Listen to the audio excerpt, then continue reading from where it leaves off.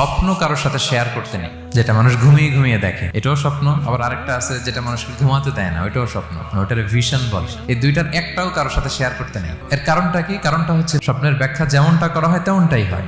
আপনি একটা স্বপ্ন দেখলেন, একজনকে একটা বললেন, সে হুট করে একটা ব্যাখ্যা দিয়ে দিল, ওইটাই হয়ে যাবে। এটা আপনার জন্য ভয়ঙ্কর হয়ে যেতে পারে। এক লোক এসে মুহাম্মদ ইবনে সিরিনকে বলল যে আমি দেখলাম আমার ছেলে পানি খেতে খেতে পেটটা এত বড় হয়ে গেছে। এই একই স্বপ্ন আরেকটা লোকও দেখলো, দেখে এক মূর্খের কাছে জিজ্ঞেস করলো। সে বলল সর্বনাশ, এত বড় পেট হয়ে গেছে, তোমার ছেলে তো মারা যাবে। ঠিকই কয়েকদিন পরে ছেলেটা মারা গেল। আর একই স্বপ্ন দেখে এই লোক মুহাম্মদ ইবনে সিরিনকে জিজ্ঞেস করেছিল, উনি বলেছেন যে তোমার ছেলে তো অনেক বড় আলেম হবে। ঠিক তাই হয়েছে, ওই ছেলে অনেক বড় আলেম হয়েছে। এই ভিশনও শেয়ার করা যাবে না কারোর সাথে। বিশাল বড় একটা কিছু প্রজেক্ট নিছেন, শুরু করার আগে আপনি বলে ফেলছেন, শেষ, আর এটা হবে না। দেখবেন যে এখান থেকে কনস্পিরেসি, ওইখান থেকে শত্রুতা, ওইদিকে এটা করছে ওইটা করছে, আপনি আর আগাতেই পারবেন না। সো স্পেশালি যদি কোনো ভালো স্বপ্ন দেখেন, এট দ্য সেম টাইম